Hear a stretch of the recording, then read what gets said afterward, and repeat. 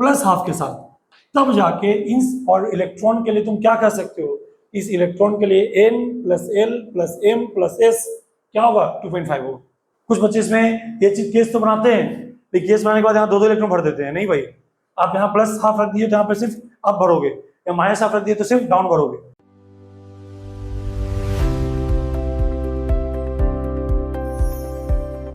देखिए पहले भी ऐसा क्वेश्चन कर चुके हैं, लेकिन थोड़ा सा इंफॉर्मेशन कम दिया हुआ था। Principal quantum number, azimuthal quantum number का सम दिया हुआ था, और बोला था कि इस एड्रेस पे कितने इलेक्ट्रॉन किसी एटम में मैक्स टू मैक्स मिल सकते हैं। फिर किया कौन सा, n plus L plus M वाले क्वेश्चन किए। इस बार अपन लोग चारों क्वांटम में ऐड कर दिए, प्रिंसिपल, एजिमुथल, मैग्नेटिक, स्पिन, चारों क्वांटम में सम कितना आना चाहिए 2.5।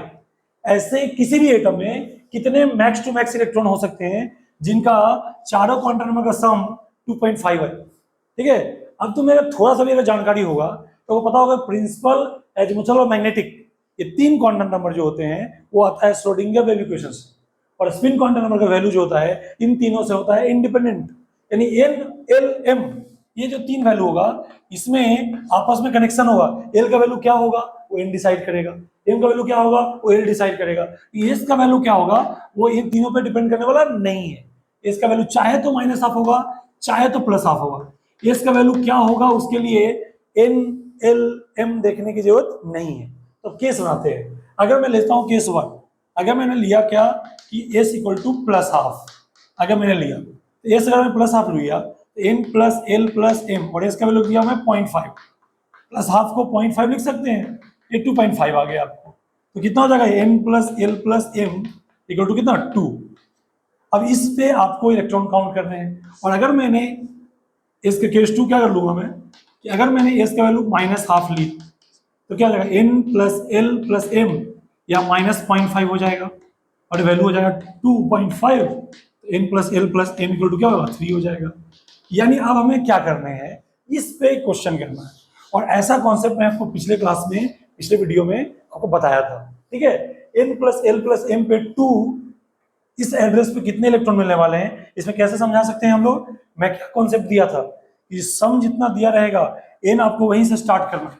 अगर N plus L plus M 2 दिया है तो एन का वैल्यू 3 नहीं ले सकते, 4 नहीं ले सकते, एन का वैल्यू आपको 2 से स्टार्ट करना पड़ेगा। एन 2 होता है सेकेंड ऑर्बिट, तो सेकेंड ऑर्बिट में क्या होता है एल 0 हो सकता है, एल 0 होगा तो एम भी 0 ले सकते हो आप, और ऐड करके 2 आ सकता है, यानी 2s ऑर्बिटल में ये कंडीशन सेटिस्फाई हो सकता है। यानी इस ऑर्बिटल के लिए n plus L plus M equal to 2 आ सकता है। फिर n2 लोगे तो l1 ले सकते हो, l1 लोगे तो अब हमको m क्या लेना पड़ेगा इसकी कंडीशन को सेटिस्फाई करने के लिए। अब 0 लोगे तो 3 आ जाएगा, 1 लोगे तो यहाँ पे 1 लेंगे तो यहाँ पे क्या होगा 4 आ जाएगा, यहाँ पे लेंगे क्या -1, ताकि ऐड करें कितना है 2 आ जाए। तो क्या हो गया आपको 2p, 2p में कितना ऑर्बिटल्स 3 ऑर्बिटल्स, 3 ऑर्बिटल में आपको इस वाले ऑर्बिटल -1 0 + 1 कर देते हैं।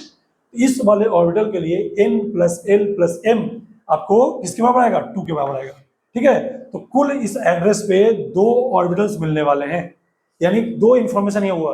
लेकिन यहाँ पे जो इलेक्ट्रॉन लोगे वो कौन सा स्पिन के साथ लेना, प्लस हाफ के साथ, तब जाके इस और इलेक्ट्रॉन के लिए तुम क्या कर सकते हो, इस इलेक्ट्रॉन के लिए n plus L plus M plus S क्या होगा 2.5 होगा। ठीक, अब यहाँ आइए, यहाँ पे अगर हम ऐसा करेंगे तो इसमें फिर आपको केस वही बनाना पड़ेगा।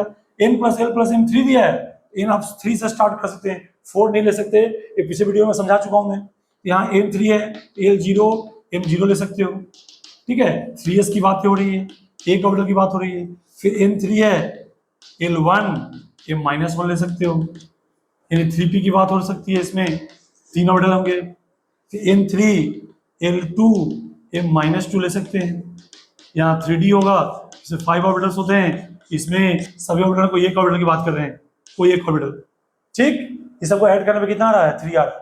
लेकिन इसमें कौन सा इलेक्ट्रॉन लोगे, डाउन वाला लोगे, कौन सा वाला डाउन वाले, क्योंकि यहाँ s -हाफ लेना है आपको। अच्छा, क्या n 3 सिर्फ रह सकता है, क्या इस केस में n 2 नहीं ले सकते, क्या देख लेते हैं। n 2 लेंगे तो l 0 ले सकते हो, l 0 लोगे तो m 0 लेना पड़ेगा, लेकिन ये कंडीशन इसको सेटिस्फाई नहीं कर पाएगा, ऐड करके 3 नहीं आ पाएगा, सिर्फ 2 आएगा आपको। फिर n 2 है तो l 1 भी ले सकते हो, l 1 लोगे तो हमको 3 लाना है तो m 0 ले सकते हैं हम लोग, ये क्या हो जाएगा 2p हो जाएगा, 2p में 3 ऑर्बिटल होंगे। कौन से ऑर्बिटल की बात करेंगे? जीरो वाले की बात करेंगे। बोलो। देखो ऐसा नहीं है कि मैं जिसको जीरो बोला वही जीरो होता है, वो दिखाने का तरीका होता है आपको सिर्फ, इसलिए वहां पे मैं m-1 0 + 1 दिखा रहा हूं। अब बताओ मुझे और क्या n1 ले सकते हैं? n1 लेंगे तो ये वाला कंडीशन सेटिस्फाई नहीं होगा। यहाँ पे मैंने n नहीं लिया, लेकिन यहाँ पे मैं जो भी केस सोचा हूं उसमें आप स्पिन लेना है, तब जाके चारों का एडिशन 2.5 आएगा। और यहाँ जो सोचा हूं उसमें n+m3 अगर लोगे, n+l+m3 लोगे तो कौन सा इलेक्ट्रॉन लेना पड़ेगा? डाउन स्पिन वाले। तो 3 यहाँ और यहाँ तो ले नहीं सकते, ये चीजें मतलब केमिस्ट्री जैसा सही है, ऐड करके 3 नहीं आ रहा तो इस कंडीशन को नहीं लेंगे आप, सिर्फ इसको लेंगे। तो यहाँ पे भी लेगो डाउन स्पिन, तो टोटल 4 इलेक्ट्रॉन यहाँ डाउन वाले और 2 इलेक्ट्रॉन यहाँ अप वाले। इस केस में किसी एटम के अंदर मैक्स टू मैक्स 6 इलेक्ट्रॉन मिल सकते हैं, मैक्स टू मैक्स 6 इलेक्ट्रॉन। ठीक है, ये काफी शानदार क्वेश्चन है, ये सब बच्चे क्लिक नहीं कर पाते एग्जाम में, आसानी से क्लिक नहीं होता बच्चों को। ठीक है, आप ऐसे क्वेश्चन अगर आप देखेंगे, समझेंगे और इसको प्रयास करोगे तो आसानी से क्वेश्चन सॉल्व हो जाते हैं।